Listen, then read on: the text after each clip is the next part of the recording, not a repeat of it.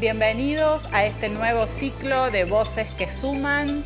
Hoy vamos a repensar la democracia argentina. Estamos cerrando el año más político en muchos años y vamos a pensar en nuestra democracia, en nuestro sistema de representación, en las 4 décadas que pasaron desde 1983, en las nuevas demandas y en las viejas, en el debe y el haber de esta democracia argentina. Soy Virginia Guevara y voy a estar conversando con Andrés Malamud y con Graciela Romer. Ellos nos van a ayudar a repensar la democracia argentina. Este ciclo lo organiza La Voz del Interior desde Córdoba, pero también se transmite por los Andes de Mendoza y por Vía País desde Buenos Aires. Los invito a repensar la democracia en la hora que viene, pero antes de eso presentamos a las personas que nos acompañan.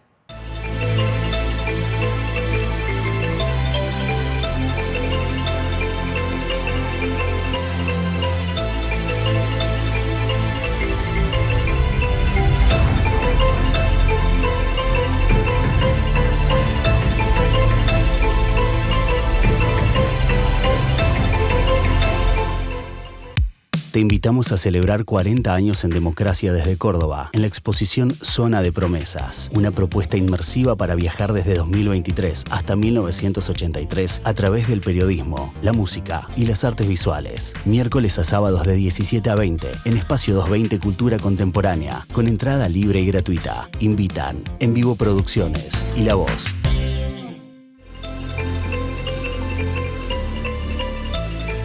Graciela Romer es licenciada en Sociología por la Universidad de Buenos Aires. Es la directora de Graciela Romer y Asociados y también presidenta de Save Democracy America, un grupo dedicado al monitoreo y apoyo a las democracias de América Latina. Cuenta con una trayectoria de más de 30 años en consultoría, investigación y estrategias de comunicación política en Argentina y la región. Es docente universitaria y colaboradora como columnista en medios de comunicación nacionales e internacionales.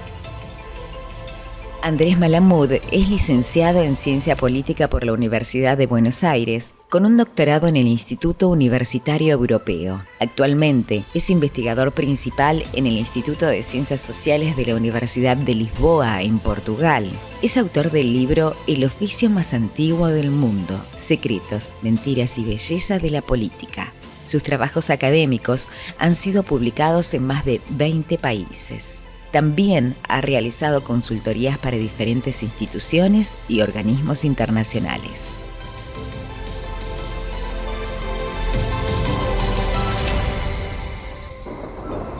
Bienvenidos, Graciela Romer, Andrés Malamud, les agradecemos que nos acompañen. Nos congratula poder charlar con ustedes, revisar, pensar esta democracia que cumple 40 años. Repasar desde los orígenes de este periodo y mirar también el presente y pensarla luego hacia el futuro. Les pido que vayamos en primer término a 1983, que tratemos de recuperar qué valores buscamos en la democracia, cuáles fueron las demandas de la sociedad argentina en aquel momento y qué fue lo que logramos en estos 40 años. Empecemos por la parte buena de esta democracia recuperada y asentada. Andrés, ¿querés empezar? Adelante. Con gusto, aunque la quiero escuchar a Graciela sobre todo. Había 2 demandas importantísimas, bastante explícitas. Una era no violencia.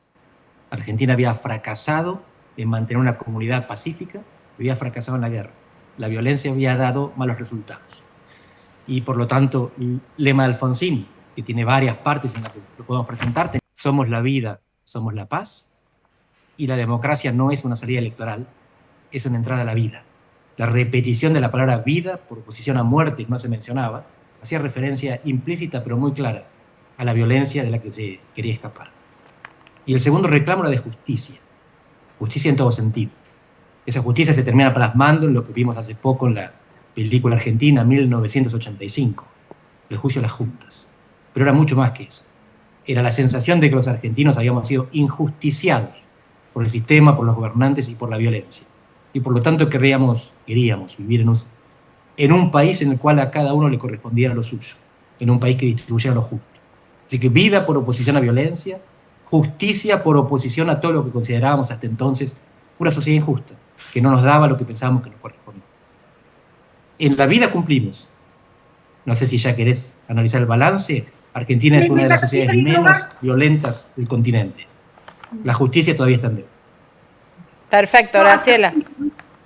Dialoguemos, hagamos lo que la democracia no hace suficientemente bien. Genial. Pero, a ver, yo creo, comparto absolutamente lo que estás planteando, eso en un marco de un deterioro social y económico, ¿sí?, enorme. La sociedad, desde el punto de vista, digamos, más subjetivo, ¿no?, tenía miedo, pero miedo no solamente a la violencia, miedo, digamos, a la falta de perspectiva, la falta de reglas de juego a partir del cual la sociedad pudiera manejarse, ¿no? Era como que la posibilidad de pensar estaba vedada por los falcón verdes que atravesaban y por ese gran signo de interrogación que la gente tenía.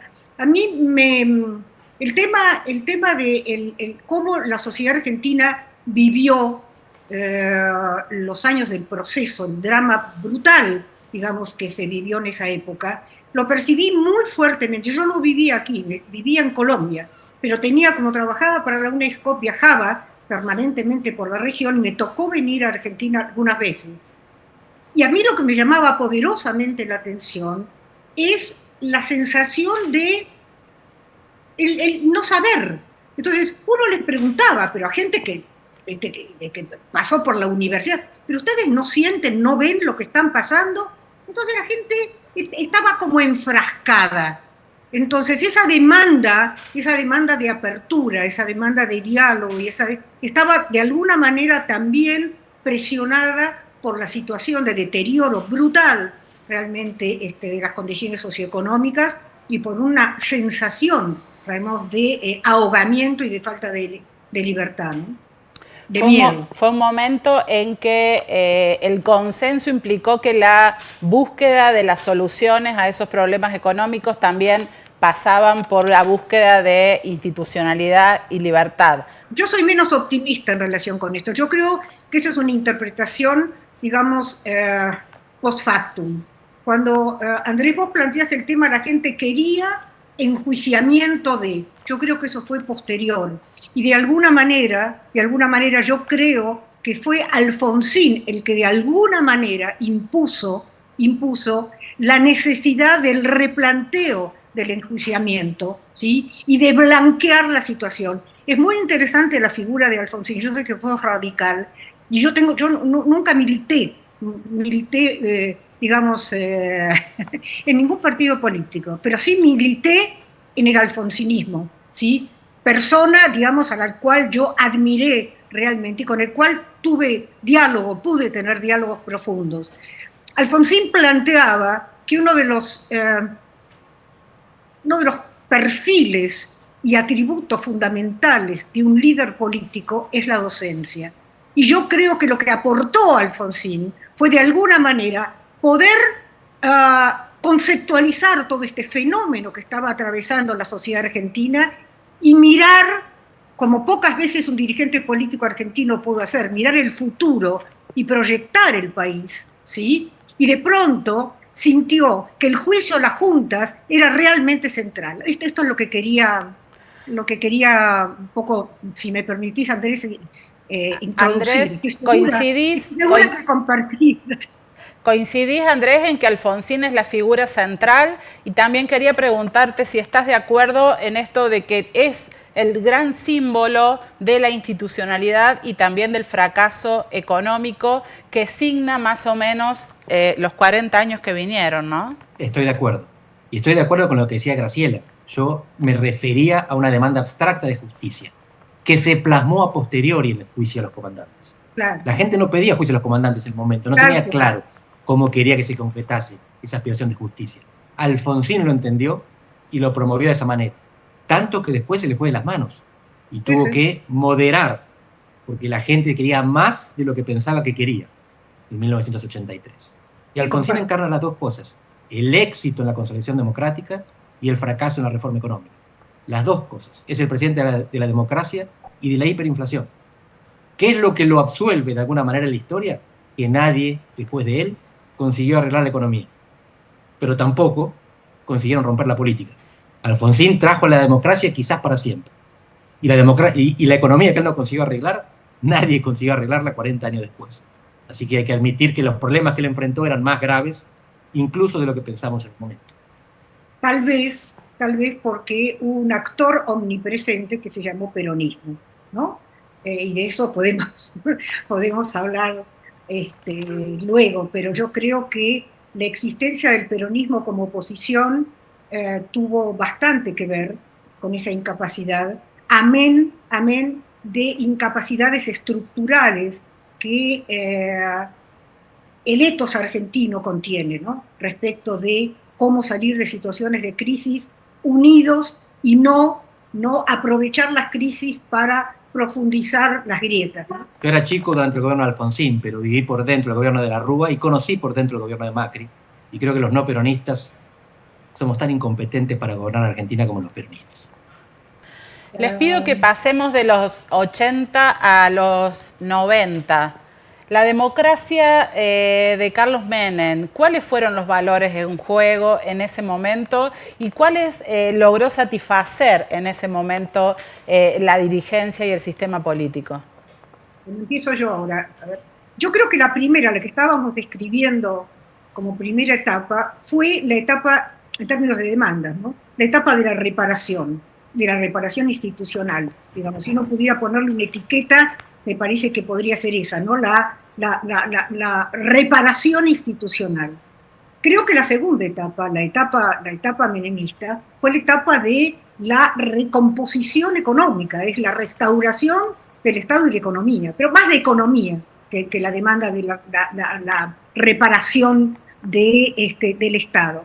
Eso fue central y por eso, de alguna manera, creímos fantasiosamente que habíamos entrado al primer mundo, ¿sí? A partir de la convertibilidad, y el consenso de Washington se convirtió, digamos, en nuestro plegaria y agradecimiento de cada rezo a la noche de muchos ciudadanos argentinos. Yo creo que esa reparación, digamos, económica vino después, la tercera etapa, pero no voy a avanzar, que también tuvo que ver con una tercera demanda de reparación y vinculado con, bueno, paro acá para que continúe Andrés. Coincido con el trazo grande que estaba pintando Graciela. Alfonsín fue la democracia y Menem fue la economía. La economía que consiguió estabilizar durante una década, pero se rompió después, porque los cimientos de esa reforma económica no estaban sólidos. Porque era por un ficcional. lado consiguió... ¿Perdón? Era ficcional. Tuvo logros. Consiguió los capitales con los cuales Kirchner pudo después poner de pie la economía basado en el superávit gemelo, que más temprano que tarde también se fumó. Pero lo que hizo fue mantener los déficits, Menem. Y esos déficits lo que hicieron fue irse consumiendo de a poco la estabilidad que se había conseguido. Gracias a la acumulación de capital que se consiguió en esa época, logramos pasar el boom de las commodities, la década llamada ganada, relativamente bien. Gracias a la acumulación conseguida por el menemismo. Pero esa acumulación, con la pata de la inestabilidad fiscal, era inestable y terminó explotando. Pero sostuvo la convertibilidad endeudándose, y acordate, viste, metía debajo de la alfombra realmente la deuda pública. Fue, yo recuerdo, y ahora no me acuerdo el nombre, un economista que planteaba cambiar la convertibilidad por un paquete, vos debés acordarte, Alex, por una cesta de una monedas. Una canasta de monedas, era Cavallo. Pero ¿cómo se llamaba el otro, el radical? No era Cavallo, bueno, no importa. Pero realmente eso no se hizo, y ese fue el final de la convertibilidad y del menemismo. Sí, el menemismo termina antes que la convertibilidad, pero el problema, lo que vos decías recién, de la deuda, es el déficit. Menem siguió sin respetar el consenso de Washington. Claro. Algunas cosas hizo, apertura, atracción de inversiones, desregulación, pero el equilibrio fiscal nunca lo consiguió. De hecho, tuvimos en los últimos 60 años 6 años de superávit. Pero de la Rúa, profundizando un poco en la subjetividad, digamos, global de los argentinos en ese momento, yo recuerdo muy bien, la continuidad de Cavallo tuvo que ver con el temor justamente por falta de alternativas. Por eso se convoca a Cavallo, ¿sí? Que era casi un oxímoron respecto de lo que representaba la alianza, pero el único que emblematizaba la estabilidad de precios en el país, y por eso no se salió asumiendo riesgos. El gobierno de la Rúa conocía muy bien sobre qué estaba parado y que eso iba a explotar. Llegamos a 2001, el quiebre, muchas comparaciones en la actualidad respecto de la situación de esta economía con aquellas. ¿Qué representó el 2001 y lo que vino después? Miremos el kirchnerismo, las demandas que sí pudo satisfacer y aquellas en las que fracasó. Siguiendo con esta trilogía que anuncié al principio, yo creo que el tercer reclamo de este ciclo fue el reclamo de equidad distributiva. Yo creo que el tema de la demanda de las asimetrías salariales en los bajos salarios, el comienzo de la evidencia del deterioro de los indicadores sociales, digamos, en la República Argentina, eran cada vez menos tapables, menos ocultables. Había menor capacidad para que no se expresaran más allá de cualquier cosa, sí, que se pudiera hacer. Y entonces yo creo que esto coincidió con el equivalente, digamos, del maná para Moisés durante su travesía por el desierto, que fue, digamos, la semillita de la soja. Entonces esta posibilidad realmente de, digamos, lograr superávits, digamos, y equilibrio fiscal tuvo mucho que ver con la posibilidad enorme de exportación, digamos, de productos primarios en la República Argentina, especialmente por el precio de la soja. Pero ahí hubo también un reclamo muy importante de redistribución, digamos, de la riqueza en el país.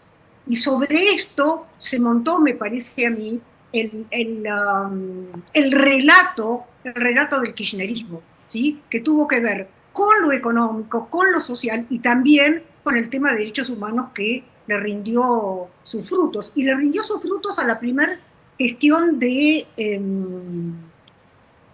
Néstor Kirchner, ¿sí? Que no pudo sostener, ¿sí?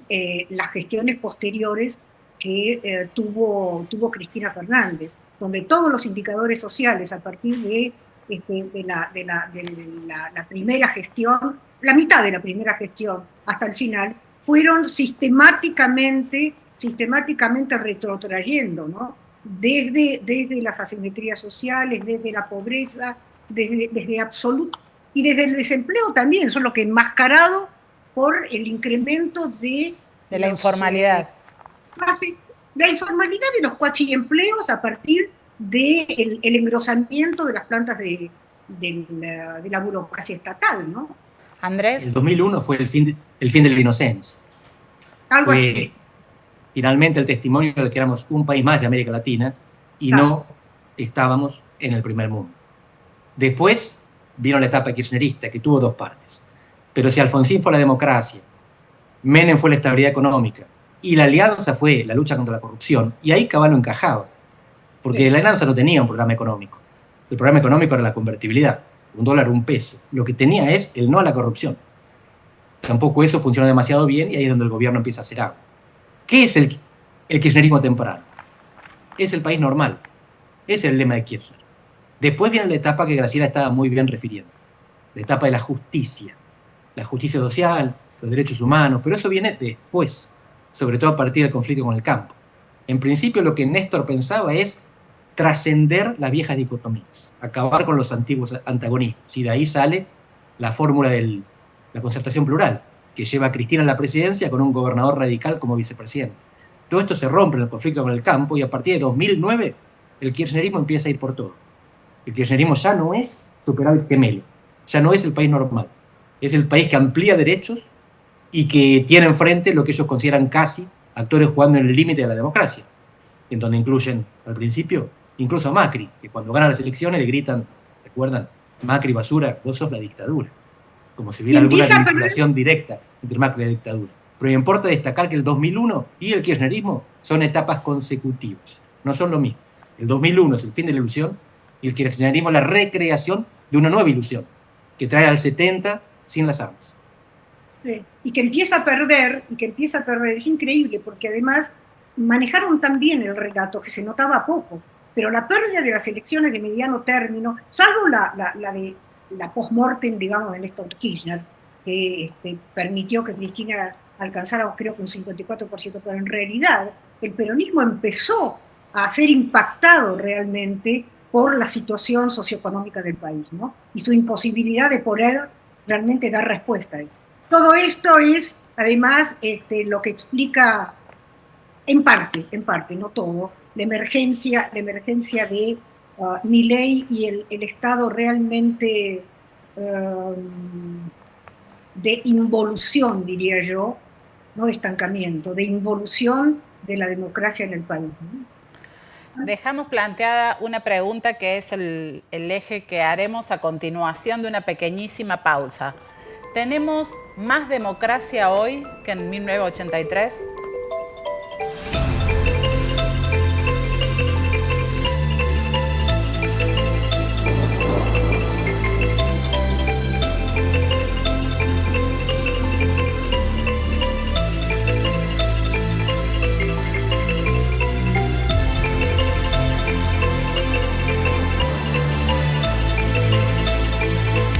Te invitamos a celebrar 40 años en democracia desde Córdoba, en la exposición Zona de Promesas, una propuesta inmersiva para viajar desde 2023 hasta 1983 a través del periodismo, la música y las artes visuales. Miércoles a sábados de 17 a 20 en Espacio 220 Cultura Contemporánea, con entrada libre y gratuita. Invitan En Vivo Producciones y La Voz.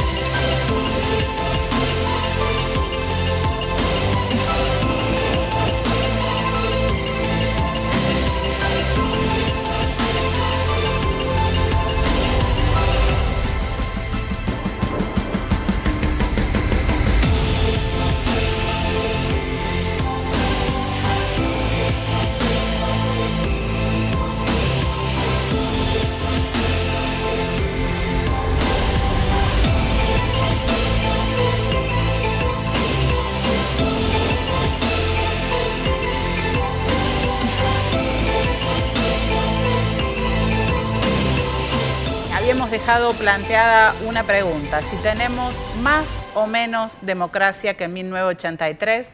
En los años que siguieron al 83 se incorporó la lógica de sumar derechos. ¿Tenemos más derechos? ¿Qué cosas logramos? Tenemos más democracia, pero no necesariamente mejor democracia. Tenemos más democracia porque no hay fragilidad, hay resiliencia. La democracia argentina se banca todo, se banca cualquier cosa. Se banca que se vayan todos y se banca que llegue cualquiera. Se banca 2 hiperinflaciones, tremendas recesiones y una depresión económica prácticamente que dura una década. Pero no es mejor. La democracia argentina es de una calidad inferior a la que nos gustaría, porque los derechos están muchas veces plasmados en la ley, pero no son concretizables en la práctica. Nos falta la base material de la democracia, la que garantice que los ciudadanos son iguales ante la ley. Y eso requiere, por un lado, la democratización de algunos reductos subnacionales, pero sobre todo las condiciones materiales en las cuales ejercemos nuestros derechos. Esto es común a toda América Latina.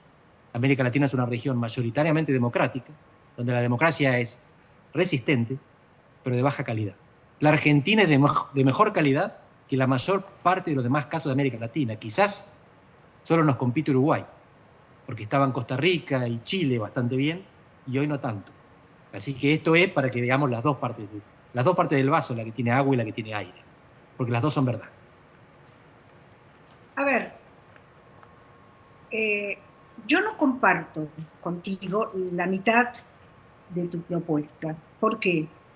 Porque creo, vos decís, tenemos democracia, pero no tenemos mejor democracia. Si no tenemos mejor democracia, es porque hay algo en la democracia, yo casi diría que es un oxímoron, ¿sí? No se puede tener democracia con baja calidad de democracia. Lo que tenemos es una democracia de baja calidad. Y este tema es importante, digamos, resaltarlo, porque, mira, Bauman sostiene que la democracia no es solamente un conjunto de reglas procedimentales, es una cultura, es una forma de estilo de vida comunitario. Yo creo que a la pregunta de cómo estamos respecto de nuestra refundación o fundación democrática, es que mirado en el largo plazo, yo creo que es difícil plantear realmente el análisis no es auspicioso. Yo creo realmente que no pudimos profundizar en nuestro sistema democrático, pudimos profundizar o sostener, digamos, preservar lo formal del sistema democrático, que son las reglas procedimentales. Pero tenemos enormes falencias, y esas enormes falencias, Andrés, preocupan porque son las puertas de entrada a los populismos. Por eso me parece riesgoso esta disociación entre el aspecto procedimental de la democracia y el aspecto, digamos, normativo, valorativo valorativo de la democracia. Porque la apertura a los populismos en el mundo y a las ultraderechas en el mundo tienen que ver con la falla de la democracia para cumplir con su contrato, ¿sí? Que tiene que ver con ser el sistema preferido, porque es el sistema que produce mejoras en la calidad de vida de la gente. Si no hay mejoras en la calidad de vida de la gente, ¿sí? No hay posibilidad de sostener democracias de calidad. Vamos a poder sostener lo que llamamos democracias de baja intensidad, o todos los adjetivos que O'Donnell le ponía, digamos, a las democracias de baja calidad, ¿sí? Pero en realidad esto me parece que es enormemente preocupante, porque si el sistema político, si los líderes políticos no terminan de entender por qué la mayoría de opinión hablan que si teníamos un nivel de apoyo a la democracia y satisfacción con la democracia como el mejor régimen posible de 70-80% hace 1 o 2 décadas atrás, ahora a duras penas alcanzamos, ¿sí?, a llegar al 60%. O sea que tengo 4 de cada 10, y sobre todo si segmentamos internamente es mucho más peligroso cuando vemos en ciertos segmentos etarios qué es lo que pasa con la importancia asignada a la democracia. No, la democracia ese es otro tema, y perdón porque salte de ejes, ese es otro tema preocupante, la necesidad de resignificar la democracia hoy, ¿sí?, en términos de lo que la gente, digamos, y sobre todo el segmento joven, digamos, espera y aspira de la democracia. La democracia no es solamente libertad, ¿sí?, que ha sido el eje principal, no dicho, de un perfil que nos preocupa mucho, que es el perfil, digamos, aparentemente poco cuidadoso de la democracia de la nueva gestión de gobierno. Sin embargo, la libertad aparece como el eje central. Y el problema no es la libertad solamente, sino la posibilidad que nuestra sociedad se convierta en una sociedad de ciudadanos, ¿sí?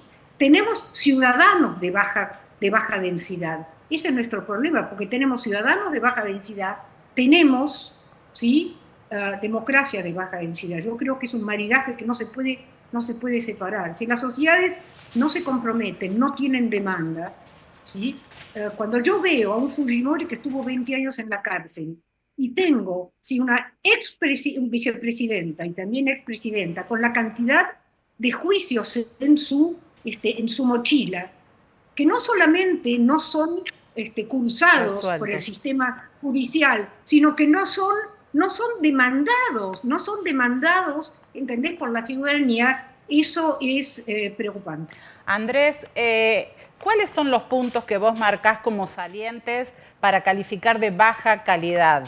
¿En qué cosas concretas tiene baja calidad nuestra democracia?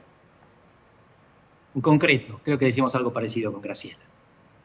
La democracia no quiebra, o sea, es resiliente. Pero la democracia no satisface, o sea, es de baja calidad. ¿Y por qué no satisface? Porque no nos concede bienestar material, porque nos hace estar peor, porque nos hace ser pobres con un trabajo formal. Esto nunca había ocurrido. No solamente hay pobres porque no tienen trabajo en Argentina, hay pobres que tienen trabajo, y trabajo formal. Así que la democracia falló en la entrega de beneficios materiales. Los beneficios de la libertad y de la vida están ahí. En Argentina nadie arriesga la vida por ser candidato de un partido a ninguna candidatura. En Ecuador sí. Asesinaron a un candidato presidencial. Los demás tuvieron que votar con chaleco antibalas. En Colombia también. En México también. Hay decenas de alcaldes, periodistas y activistas asesinados en todas las campañas electorales en México. En Brasil asesinaron a la concejal Marielle Franco. La vida está en riesgo en esas democracias. En la democracia argentina no. El acuerdo comunitario, la regla fundamental de la democracia es no violencia. Deshacernos de nuestros gobernantes sin derramamiento de sangre. Y eso lo conseguimos magistralmente. Lo que nos falta es que la democracia nos dé de comer, nos cure y nos eduque.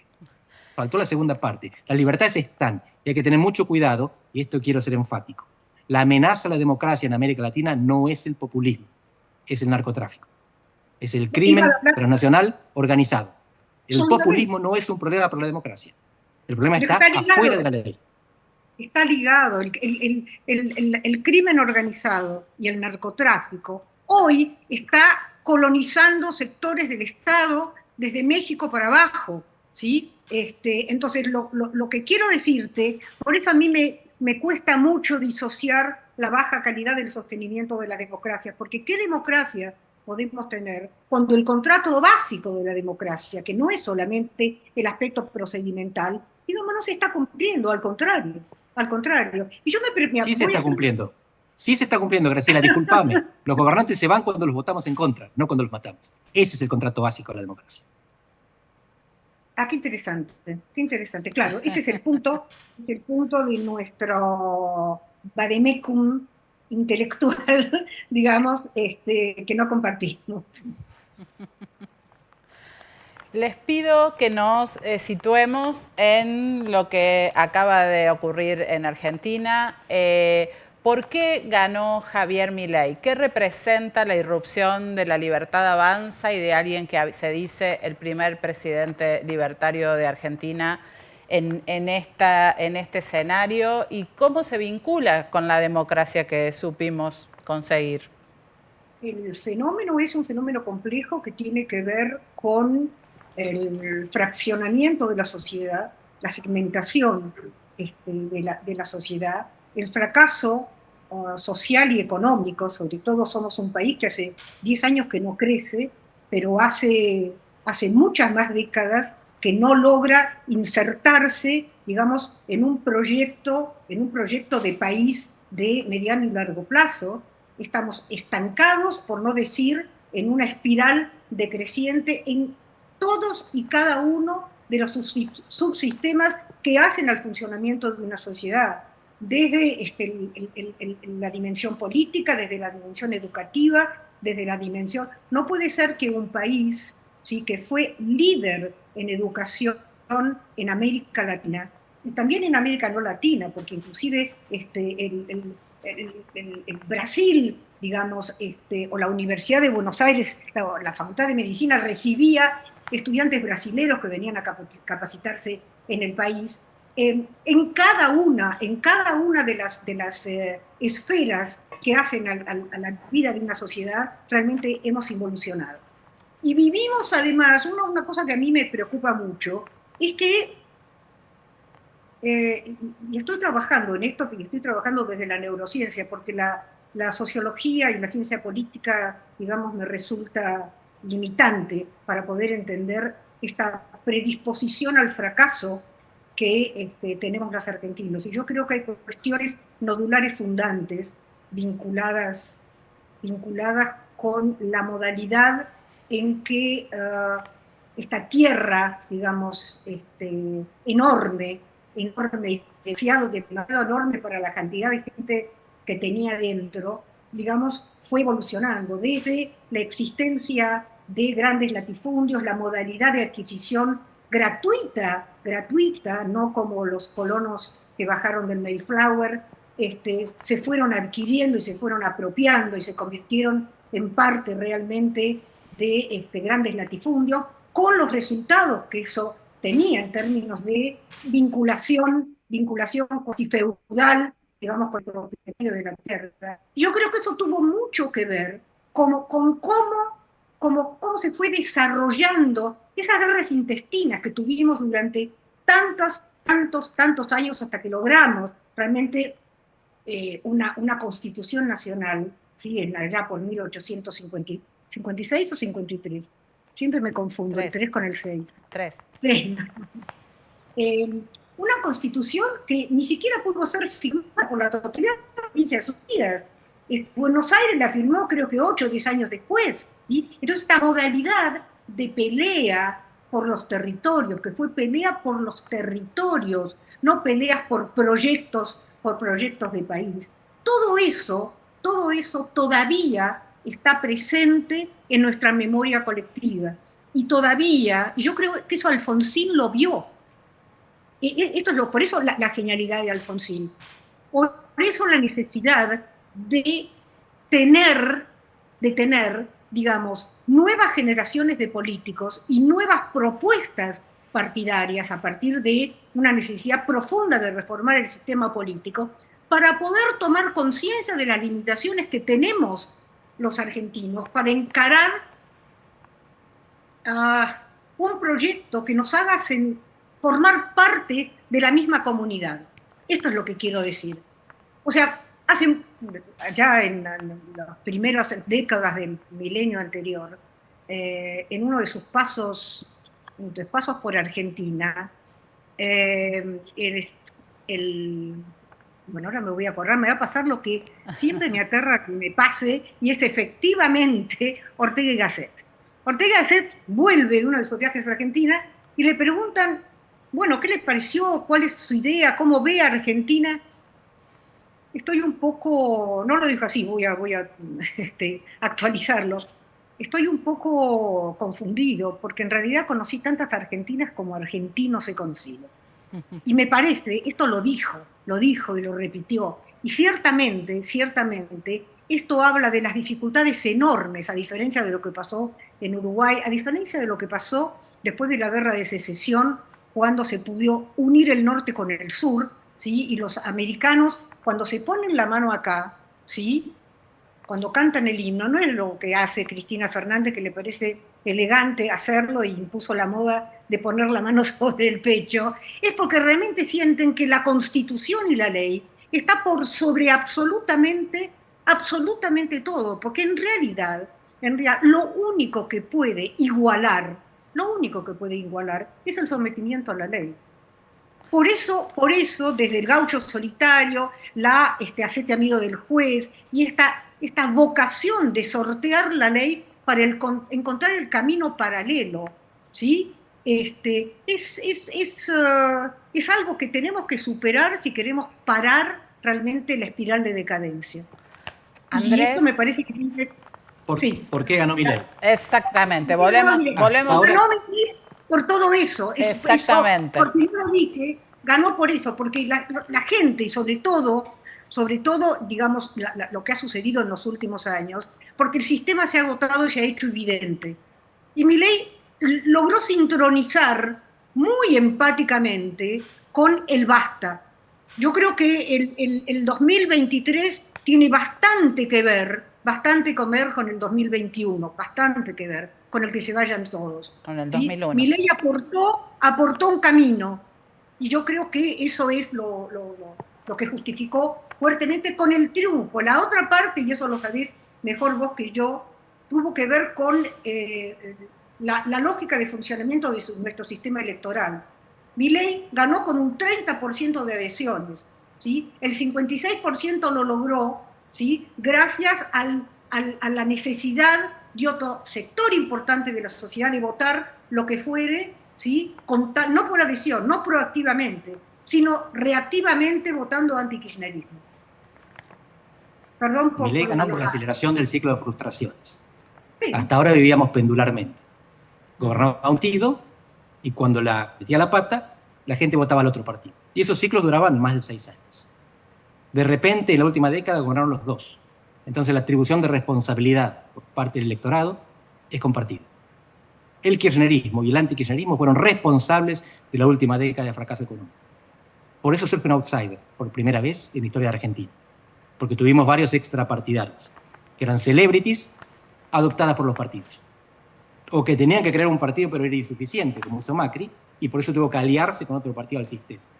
Milei rompe con eso, porque la culpa de lo que nos pasa es atribuida a todos los que estaban antes.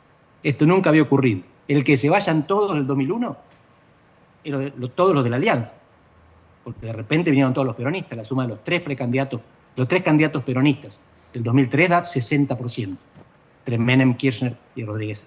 Esta es la primera vez que la gente le echa la culpa a todos los gobernantes, a todo el establishment, a lo que Milei llamó muy perceptivamente la casta. Ya no son los peronistas, ya no son los antiperonistas, son todos por igual. La pregunta es cómo se va a reconfigurar el sistema político. Si él va a ser algo anticasta o se va a parar y cabalgar sobre esa fisura. Y de repente, pasando de ser el candidato de Macri, se transforma en el presidente del peronismo.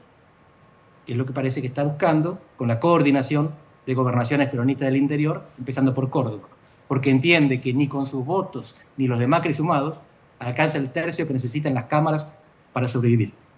Y creo que tiene un conocimiento, una percepción aguzada de la realidad y de las dificultades que enfrenta. Y por eso no le alcanza con ser el no peronismo. El no peronismo no puede gobernar este país. El peronismo tampoco.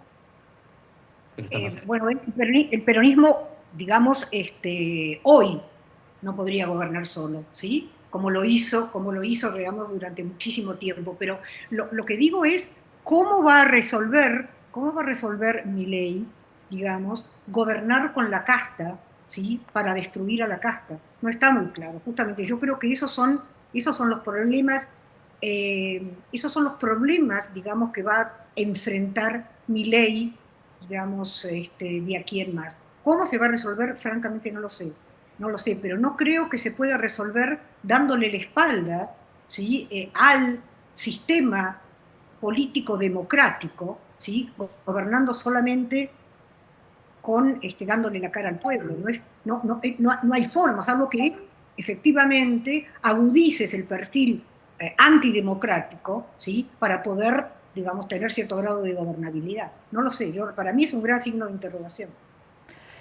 Graciela, vos describiste muy bien que los votos de Milei representaron el 30%, que hubo otro 25% que le aportó, o se llegó al 56% con un fuerte aporte de Juntos por el Cambio.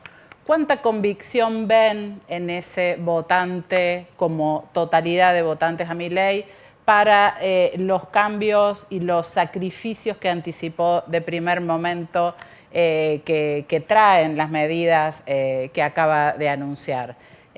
¿Cuánto creen que hay de resistencia social a esto que Argentina votó efectivamente?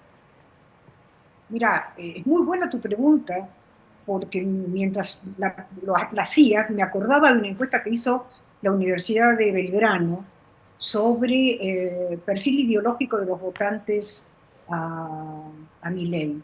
Y es interesante porque el nivel de estatismo que inclusive, primero, esta es una sociedad estatista, es lo que es importante. Digamos, la última, no sé si ha habido cambios en los últimos meses, en los últimos 6 meses, pero hasta hace poco tiempo atrás, 60% de la población creía en la necesidad del Estado realmente en Argentina.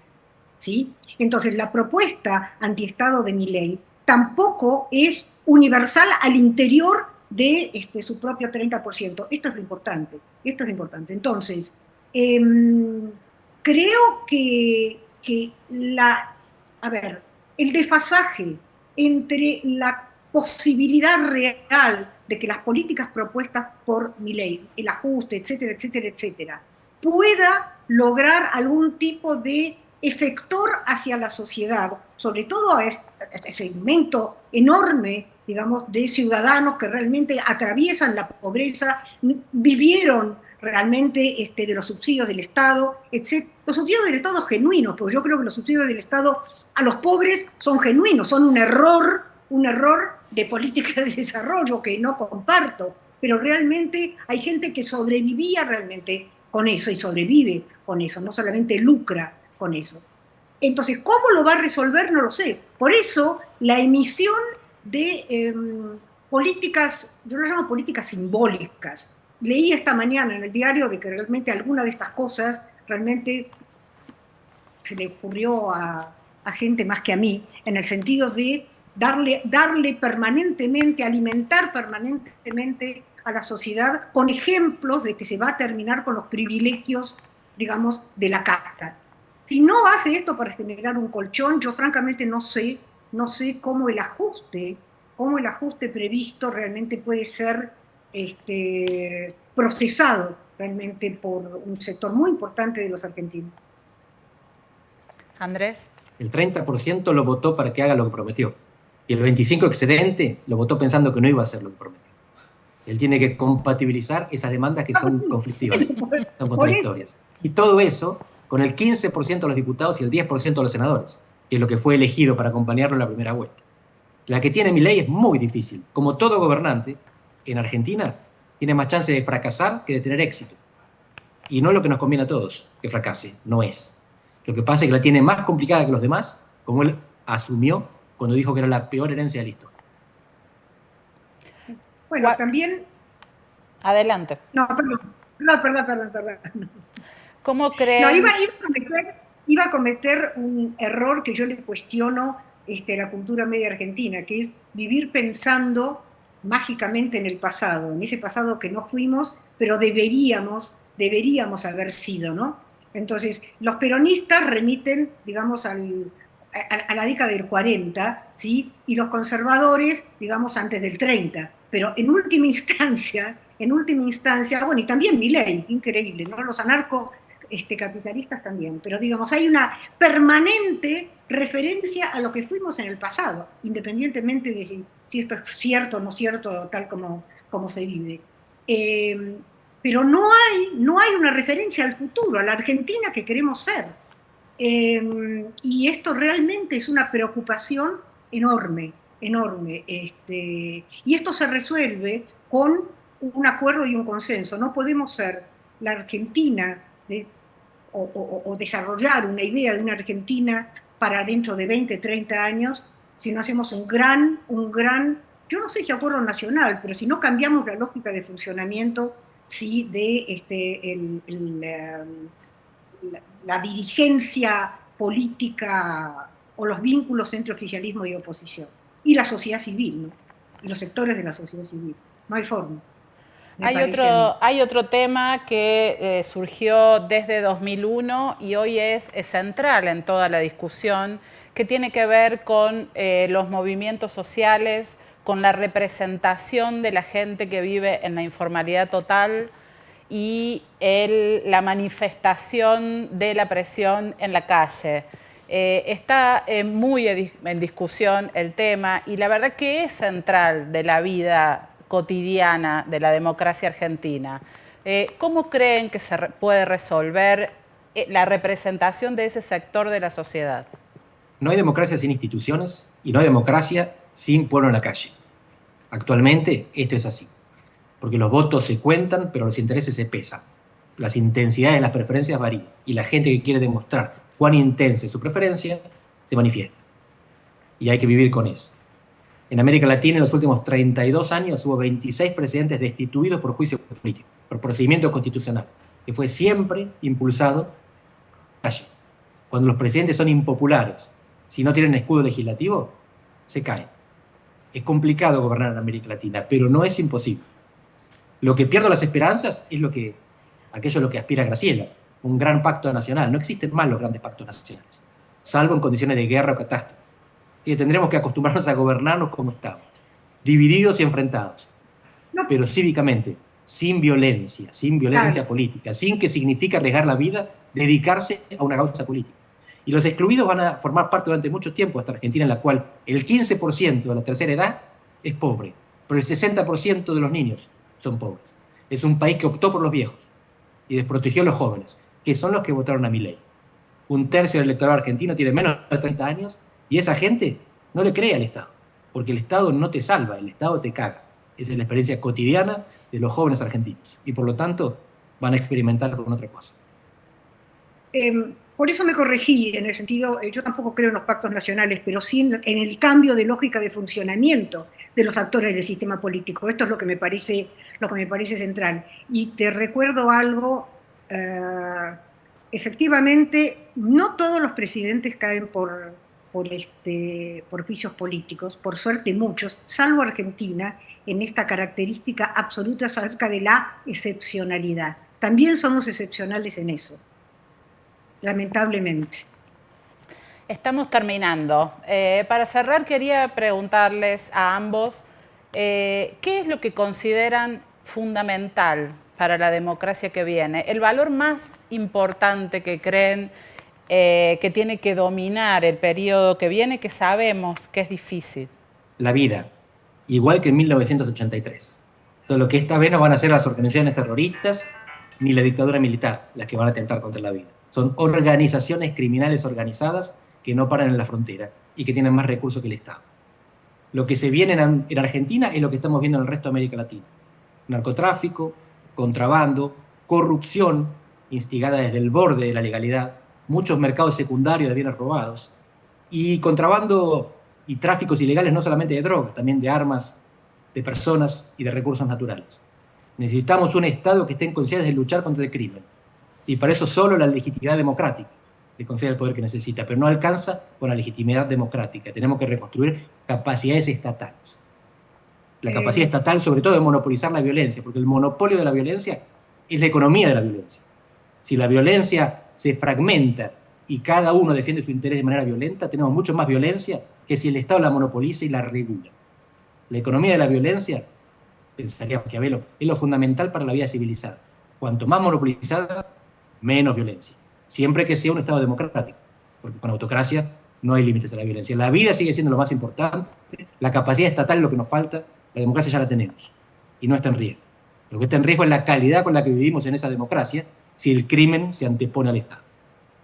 Y comparto absolutamente contigo y agregaría lo siguiente: el narcotráfico coopta políticos. Entonces, este es el tema, el narcotráfico no está afuera, está adentro. Y esto tiene que ver con la corrupción, esto tiene que ver con el sistema de checks and balance, tiene que ver con un rol fundamental del Parlamento, el sector sano del Parlamento que existe, sin duda existe, pero que realmente por esta idea falaz del sometimiento al líder, digamos, no hay expresiones realmente de rebeldía en relación a las, no sé cómo llamarlo, porque realmente es ofensivo para la democracia, Andrés. Por eso yo soy tan puntual en este tema de las democracias procedimentales versus las otras, porque están absolutamente mezcladas. Y además tampoco la gente tiene clara conciencia de que el narcotráfico y la lucha contra el narcotráfico está muy vinculada al tema del control de la seguridad pública. Está absolutamente, digamos, ¿cómo se llama? Maridado, ¿sí? La penetración del narcotráfico y la inseguridad en las calles. Graciela, Andrés, les agradecemos mucho, ha sido muy rico, nos han ayudado a entender esta democracia que estamos transitando, que esperamos transitar por mucho tiempo más. Nos despedimos, también les agradecemos a todas las personas que nos acompañaron vía streaming por las plataformas de La Voz del Interior, Los Andes y Vía País. Nos vemos muy pronto con un próximo ciclo de Voces que Suman.